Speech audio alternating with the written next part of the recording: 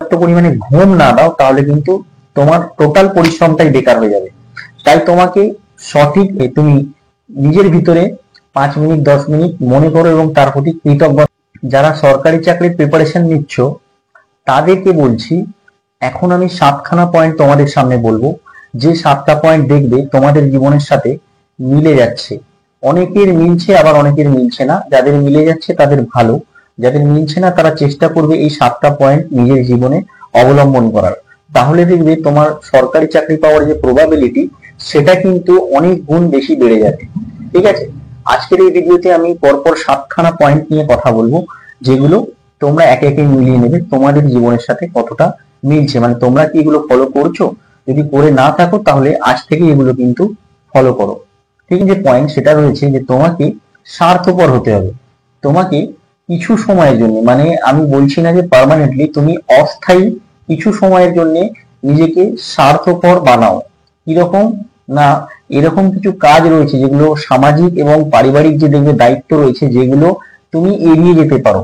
মানে তোমাকে ছাড়াও কাজগুলো হয়ে যাবে কিন্তু তুমি নিজে থেকে সেগুলো করতে চাইছো বা করছো, যার ফলে কি হচ্ছে না, তোমার যে প্রিপারেশন সেটাই কিন্তু ক্ষতি হচ্ছে। হয়তো তুমি সেই সময় বুঝতে পারছো না, কিন্তু দীর্ঘকালীন সময়ের জন্য এটা কিন্তু তোমার ক্ষতি করে দিচ্ছে। তো যতটা পারো তুমি এই পারিবারিক এবং সামাজিক যে দায় দায়িত্ব সেগুলো কিছু সময়ের জন্য সেগুলো থেকে নিজেকে দূরে রাখার চেষ্টা করো। মানে তোমাকে ছাড়াও যে কাজগুলো হয়ে যাবে সেগুলো কিন্তু তুমি এড়িয়ে চলো, যে হ্যাঁ এগুলো আমাকে ছাড়াও হয়ে যাবে, আমি না করলেও এই কাজটা অন্যজনে করে দিতে পারবে। কেন বলছি এই কথাটা, শুনতে হয়তো খারাপ লাগছে কিন্তু দেখো, দিন শেষে একজন বেকার ছেলে কিন্তু তার পরিবারের কাছেও একটা সময় পর গিয়ে বোঝা হয়ে উঠতে পারে। সবার ক্ষেত্রেই বলছি না, কিন্তু এটা কিন্তু হতে পারে। তো আমার মনে হয় সেই কিছু সময়ের জন্য যদি তুমি নিজের স্বার্থটা বুঝে এগিয়ে যাও তাহলে মনে হয় ভালো হবে। এরপরে 2 নম্বর পয়েন্ট যেটা, সেটা হচ্ছে সীমিত সময়ের জন্য তোমাকে অসামাজিক হতে হবে। কিরকম না, এই যে সামাজিক যে অনুষ্ঠান রয়েছে, পুজো রয়েছে, বিভিন্ন বিয়ে বাড়ি রয়েছে, বন্ধুদের সঙ্গে আড্ডা রয়েছে, এগুলো থেকে তোমাকে বিরত থাকতে হবে। আমি বলছি না দীর্ঘ সময়ের জন্য, কিছু দিনের জন্য, মানে তুমি যদি 1 বছর প্রিপারেশন নিচ্ছ তাহলে 1 বছর তুমি এই জিনিসগুলো থেকে নিজেকে দূরে রাখো। পর 3 নম্বর পয়েন্ট হচ্ছে তোমাকে উপযুক্ত সার্কেলে থাকতে হবে। কিরকম উপযুক্ত সার্কেল না, এরকম একটা গ্রুপ তৈরি করতে হবে যেখানে সবার চিন্তা ভাবনা কিন্তু একই রকম, মানে সবাই সরকারি চাকরির প্রিপারেশন নিচ্ছে অথবা সরকারি চাকরি পাওয়ার কথা ভাবছে। এরকম গ্রুপে তোমাকে ইনভলভ হতে হবে অথবা নিজেকেই একটা এরকম গ্রুপ বানাতে হবে। আমরা যেরকম শুরুতেই 2-3 জন মিলে একটা গ্রুপ বানিয়েছিলাম, এবং আস্তে আস্তে এই গ্রুপটা আমরা 10 জন হয়ে গেছিলাম এবং সবাই চাকরি করছে আজকে সরকারি। একজন মাত্র বেঁচে ছিল, সেও এখন বর্তমানে রেলওয়ে টেকনিশিয়ানে যোগ দেবে, মেডিকেল হয়ে গেছে, তার ডিবি মেডিকেল হয়ে গেছে, সে চেন্নাইতে জয়েন করবে। তো সে কিন্তু ধৈর্য ধরেছিল শেষ পর্যন্ত, তবে আজকে এসে সাকসেস পেয়েছে এবং একটা ভালো সার্কেলে সে নিজেকে যুক্ত করেছিল বলেই আজকে কিন্তু সে ওই জায়গায় নিজেকে নিয়ে যেতে পেরেছে। শুরুটা সে করেছিল এরকম একটা গ্রুপ দিয়েই কিন্তু। তো তোমাদেরকেও বলবো এরকম একটা সার্কেল বা গ্রুপ বানাও, যেটা তোমাকে চাকরি পরীক্ষার জন্য বা চাকরির যে পরিবেশ সেটা তোমাকে দেবে। ঠিক আছে, 4 নম্বর পয়েন্ট খুব গুরুত্বপূর্ণ, সেটা হচ্ছে তোমাকে সামাজিক যোগাযোগ মাধ্যম কিছু সময়ের জন্য বিচ্ছিন্ন করে দিতে হবে। কিরকম না, ফেসবুক, হোয়াটসঅ্যাপ, ইনস্টাগ্রাম এগুলো থেকে তোমাকে বিরত থাকতে হবে। যতটা পারো চেষ্টা করো এগুলো থেকে বিরত থাকার। বিশেষ করে ফেসবুকটা একদম সরিয়ে দাও, এটার কোনো কাজ নেই আমার মনে হয়। ফেসবুকটা যতদিন তুমি চাকরি না পাচ্ছ এটাকে সরিয়ে দাও। আমি নিজেও এরকম করেছিলাম। ঠিক আছে, তো এখন কি আমি ফেসবুক চালাচ্ছি না? চালাচ্ছি, এখনো বন্ধু বান্ধব রয়েছে ফেসবুকে, এখনো পোস্ট করছি। তো ফেসবুকটা সরিয়ে দাও, প্রচুর পরিমাণে ডিস্ট্রাকশন নিয়ে আসে। তুমি পারলে একটা ফেক, অন্য মানে অরিজিনালটা বন্ধ রেখে একটা এমন আইডি বানাও যেটা তুমি কোনো বন্ধু বান্ধবকে না দিয়ে শুধুমাত্র গ্রুপ গুলোতে অ্যাড হয়ে থাকো, যেখানে চাকরি পরীক্ষা রিলেটেড ইনফরমেশন দেয়, কারেন্ট অ্যাফেয়ার্স আপডেট করে, এছাড়া বিভিন্ন নোটস প্রোভাইড করে। এরকম গ্রুপে থাকার জন্য একটা আইডির দরকার, এরকম একটা আইডি তুমি বানিয়ে নাও যেটা তোমার সব বন্ধু বান্ধবের কাছে দেওয়া থাকবে না। ঠিক আছে, তোমরা হয়তো এখন খারাপ বলবে, খারাপ ভাববে, তুমি অনেকের কাছে খারাপ হয়ে যাবে, কিন্তু যখন তুমি সাকসেস পাবে, যখন তুমি চাকরিটা পাবে, তখন দেখবে ওই বন্ধুরাই তোমার পিঠ চাপড়াবে।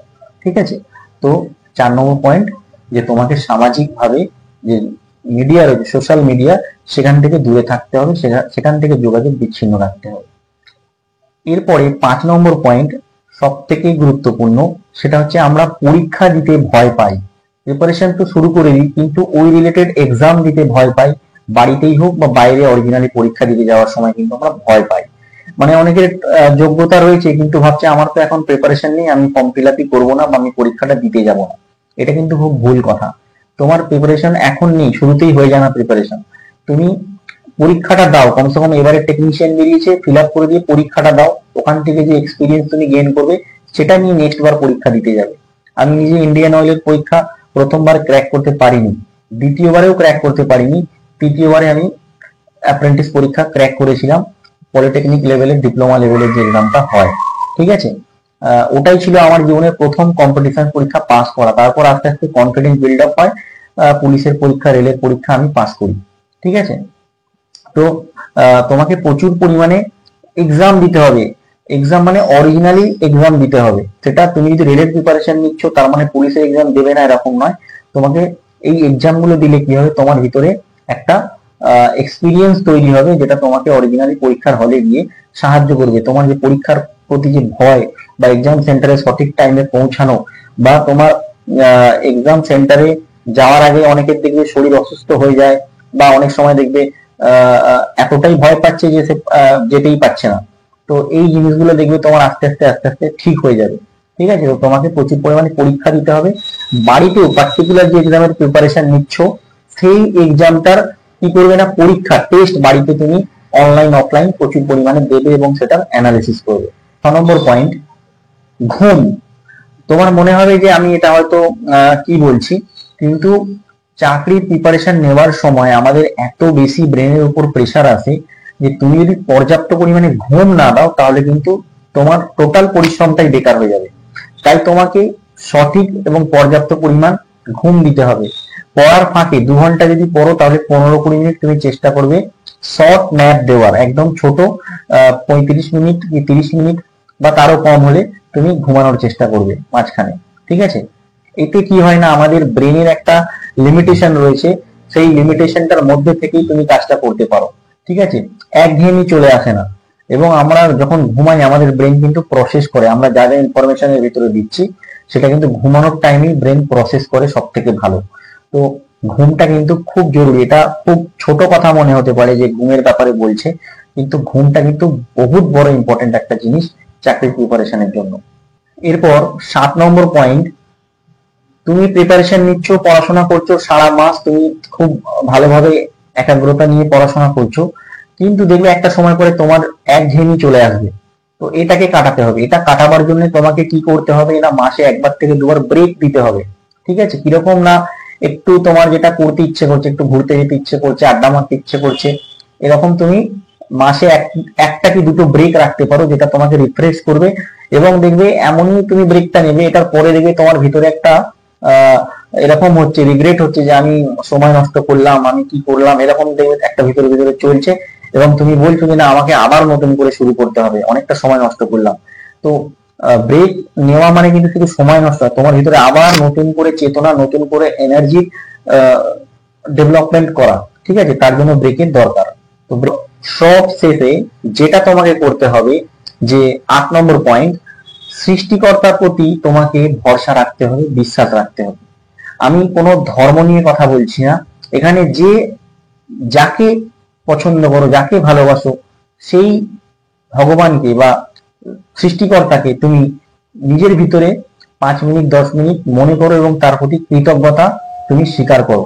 তাহলে কি হবে না, তোমার ভিতরে দেখবে একটা পজিটিভ এনার্জি কাজ করছে। তুমি যখন তার কাছে জানাচ্ছ তোমার মনের কথাগুলো, তার মানে কোথাও না কোথাও তুমি ভিতরে ভিতরে বিশ্বাস করছো যে এটা হতে পারে বা এটা হবে আমার জন্য। তুমি যখন ভগবানের কাছে বা তোমার ঈশ্বরের কাছে বা যে যাকে মানো তুমি বলছো যখন কথাগুলো মনের, তখন তোমার কি হচ্ছে না, তুমি ডিপলি এটা বিশ্বাস করছো যে তুমি এটা পেতে পারো বা তুমি এটা করতে পারো। তো বিশ্বাসের ডেভেলপমেন্ট হবে, একটা পজিটিভ এনার্জি তোমার ভিতরে আসবে। তার জন্য কিন্তু তোমাকে আলটিমেটলি সৃষ্টিকর্তার উপর ভরসা রেখে কাজে এগিয়ে যেতে হবে। তুমি তার উপর ছেড়ে দিলে দেখবে তুমি সঠিকভাবে এগিয়ে যাচ্ছ। ঠিক আছে, এটা আমি পার্সোনালি অ্যাড করলাম, আমার এরকম মনে হতো। তোমাদের কজনের মনে হয় তোমরা কমেন্ট করে জানাবে, মানে তোমরা কজন এই বিষয়টাকে মানো এটা তোমরা কমেন্টে জানাবে। ঠিক আছে, তো আজকের ভিডিও এই পর্যন্তই। আরো অনেক পয়েন্ট রয়েছে, কিন্তু আমার এই কথাগুলো মনে হলো বলা দরকার, তোমাদেরকে বললাম। ভালো লাগলে তোমরা ভিডিওটা শেয়ার করবে, আর কমেন্টে যার যা মতামত রয়েছে তোমরা জানাবে। আমি নেক্সট ভিডিও সেই অনুযায়ী বানাবো। ঠিক আছে, ধন্যবাদ।